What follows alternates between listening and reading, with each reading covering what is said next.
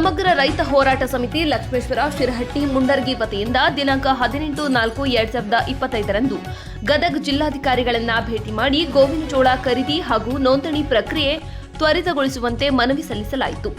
ಲಕ್ಷ್ಮೇಶ್ವರ ನಗರದಲ್ಲಿ ಗೋವಿನಜೋಳದ ಖರೀದಿ ಕೇಂದ್ರ ಸ್ಥಾಪನೆಗಾಗಿ ರೈತರು ಸುಮಾರು 18 ದಿನಗಳ ಕಾಲ ಅಹೋರಾತ್ರಿ ಹೋರಾಟ ನಡೆಸಿದ್ದು, ಆ ಹೋರಾಟಕ್ಕೆ ಮಣಿದ ಸರ್ಕಾರವು ಖರೀದಿ ಕೇಂದ್ರವನ್ನು ಪ್ರಾರಂಭಿಸಿರುವುದು ಸ್ವಾಗತಾರ್ಹ ಹಾಗೂ ಅಭಿನಂದನೀಯ ಕ್ರಮವಾಗಿದೆ ಎಂದು ರೈತ ಮುಖಂಡರು ಹೇಳಿದರು.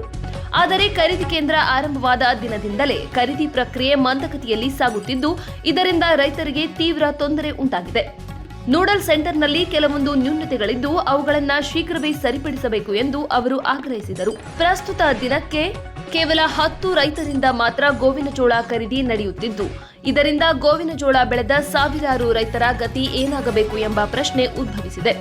ಈಗಾಗಲೇ ಸಂಕಷ್ಟದಲ್ಲಿರುವ ರೈತರ ಬದುಕು ಇನ್ನಷ್ಟು ದುಸ್ತರವಾಗುತ್ತಿದೆ ಎಂದು ಅವರು ಆತಂಕ ವ್ಯಕ್ತಪಡಿಸಿದರು. ಲಕ್ಷ್ಮೇಶ್ವರದಲ್ಲಿ ಗೋವಿನಜೋಳ ಖರೀದಿ ಕೇಂದ್ರ ಪ್ರಾರಂಭಕ್ಕಾಗಿ ಹಗಲಿರುಳು ಶ್ರಮಿಸಿದ ಜಿಲ್ಲಾ ಉಸ್ತುವಾರಿ ಸಚಿವರಾದ ಎಚ್.ಕೆ. ಪಾಟೀಲ್ ಹಾಗೂ ಜಿಲ್ಲಾಡಳಿತ ಪ್ರಯತ್ನಗಳು ವ್ಯರ್ಥವಾಗದೆ ರೈತರಿಗೆ ಆಶಾಕಿರಣವಾಗಬೇಕು ಎಂದು ಅವರು ಮನವಿ ಮಾಡಿದರು. ಕೇವಲ ನೆಪಕ್ಕೆ ಮಾತ್ರ ಖರೀದಿ ಕೇಂದ್ರವಾಗದೆ ನಿಜವಾಗಿ ರೈತರ ಬಾಳು ಬೆಳಗುವ ನಿಟ್ಟಿನಲ್ಲಿ ಪರಿಣಾಮಕಾರಿಯಾಗಿ ಕಾರ್ಯನಿರ್ವಹಿಸಬೇಕು ಎಂದು ಒತ್ತಾಯಿಸಿದರು. ಇಲ್ಲದಿದ್ದಲ್ಲಿ ಮುಂದಿನ ದಿನಗಳಲ್ಲಿ ಉಗ್ರ ಹೋರಾಟಕ್ಕೆ ಮುಂದಾಗಬೇಕಾಗುತ್ತದೆ ಎಂದು ರೈತ ಮುಖಂಡರಾದ ರವಿಕಾಂತ್ ಅಂಗಡಿ, ಮಂಜುನಾಥ್ ಮಾಗಡಿ, ಪೂರ್ಣಾಜಿ ಖರಾಟೆ ಹಾಗೂ ನಾಗರಾಜ್ ಚಿಂಚಲಿ ಜಿಲ್ಲಾಧಿಕಾರಿಗಳಿಗೆ ಮನವಿ ಸಲ್ಲಿಸಿ ಎಚ್ಚರಿಸಿದರು. ಈ ಸಂದರ್ಭದಲ್ಲಿ ಮುತ್ತಣ್ಣ ನೀರಲಗಿ, ಸುರೇಶ್, ಬಸಯ್ಯ ಪೂಜಾರ್ ಸೇರಿದಂತೆ ಅನೇಕ ರೈತರು ಉಪಸ್ಥಿತರಿದ್ದರು.